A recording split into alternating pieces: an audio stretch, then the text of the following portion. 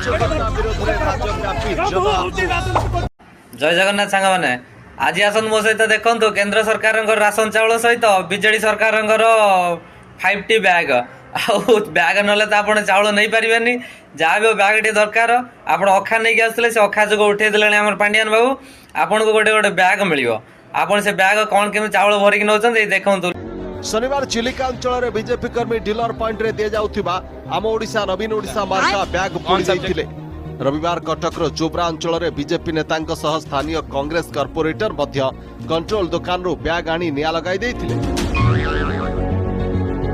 BJD सरकार को चाउल चंचकता को साधारण लोके मध्य विरोध करथिले। सेहिपरि बौद्ध रे मध्य डीलर पॉइंट आगरे आम ओडिशा नवीन ओडिशा छाप थिबा बैग पोड़ीथिले लोके।